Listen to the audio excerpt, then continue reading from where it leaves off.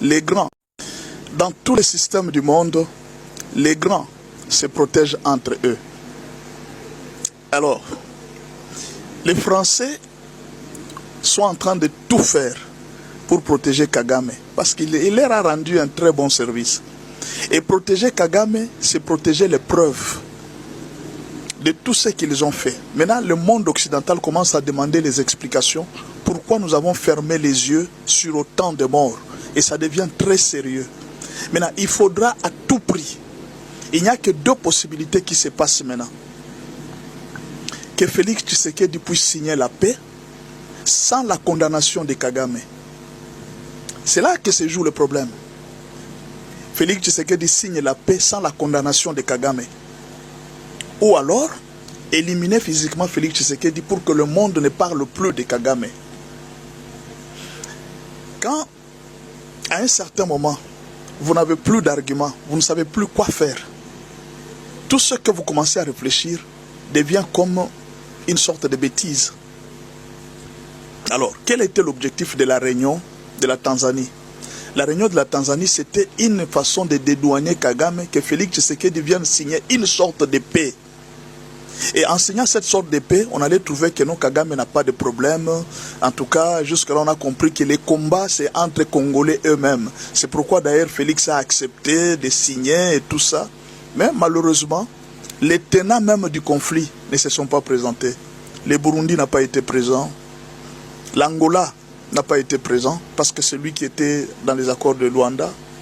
L'Afrique du Sud n'a pas été présente parce qu'il y avait déjà un problème entre l'Afrique du Sud et la Zambie. Donc, la RDC, le président n'avait pas été là. Bon, bien sûr qu'ils ont envoyé des délégations. Mais dans une réunion aussi importante, il fallait que le chef soit là.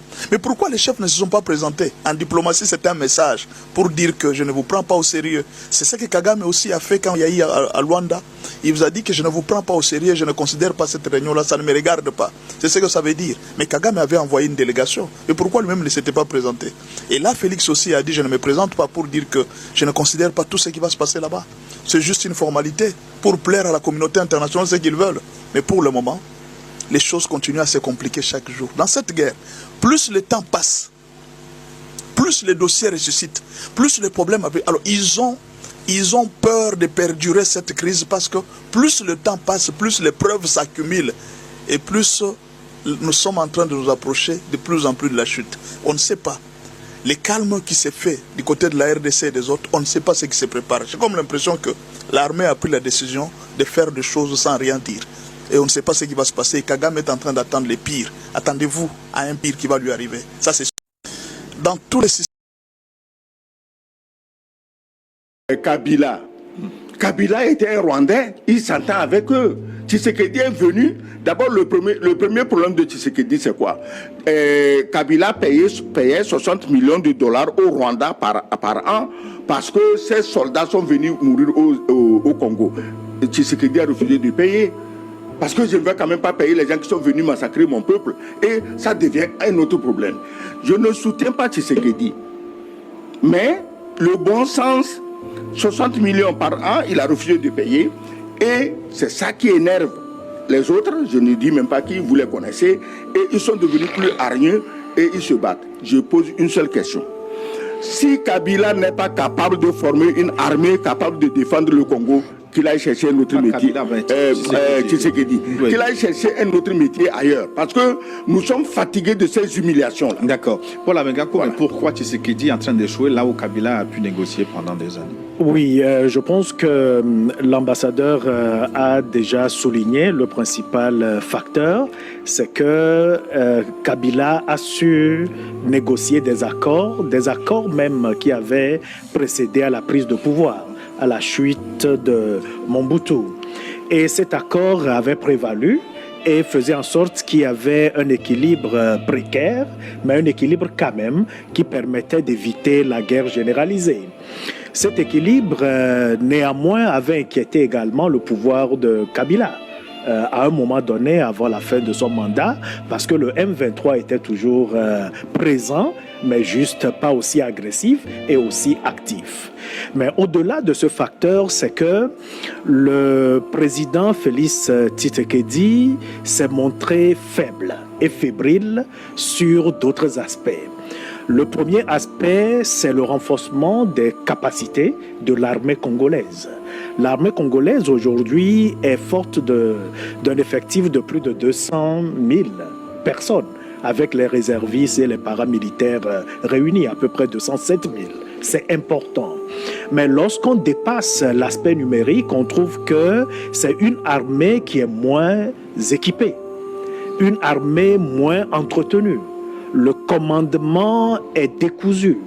Et donc c'est une armée qui n'est pas capable de pouvoir faire front à une armée rwandaise élitiste, bien équipée, et qui a également l'expérience de la guerre. Et donc, il y a un problème au niveau de l'armée.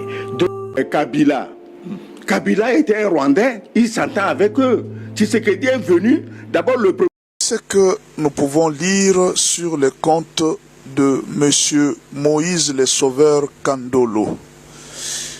Vous pouvez voir ce compte sur Facebook et vous pouvez chercher cette publication. Je ne fais que relayer. RDC, chers abonnés, j'avais pris une petite pause pour suivre d'une manière approfondie cette situation qui nous préoccupe tous.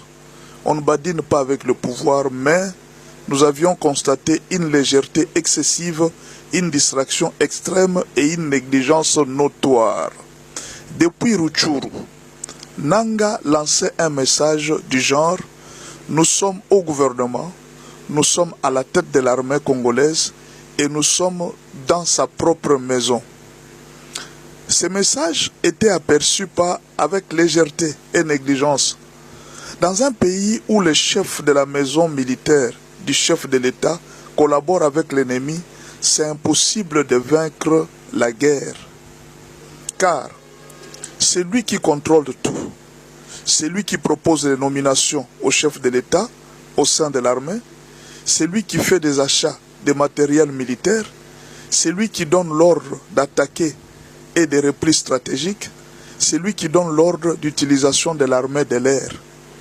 En effet, c'est aujourd'hui, après avoir subi tant d'humiliations face à l'armée rwandaise, qu'on interpelle le chef de la maison militaire Frank Tumba Bwamunda à la DEMIAP pour être jugé et condamné à mort.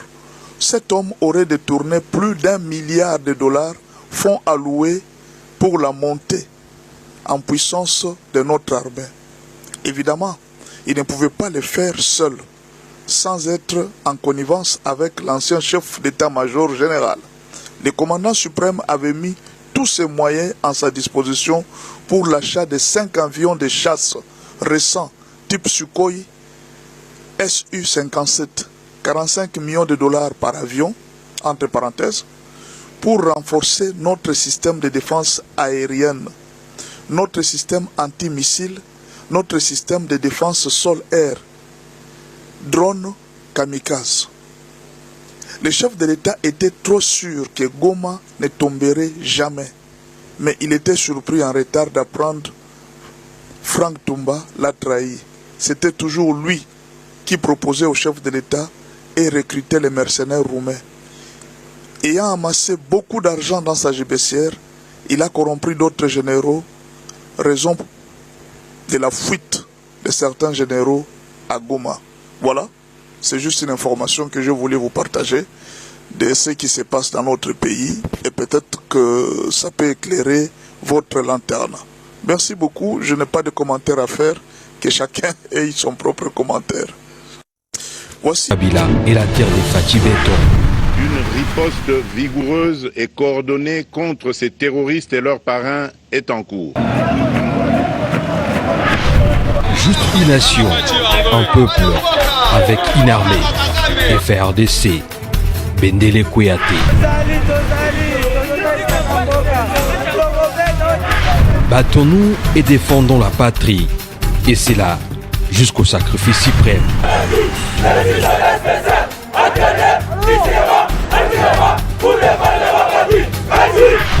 FARDC, vous resterez combattants jusqu'à la mort.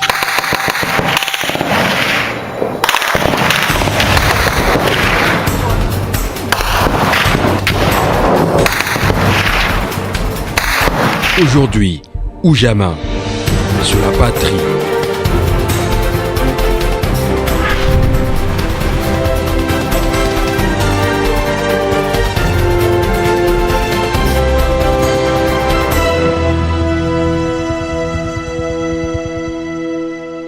Batela Ekolo.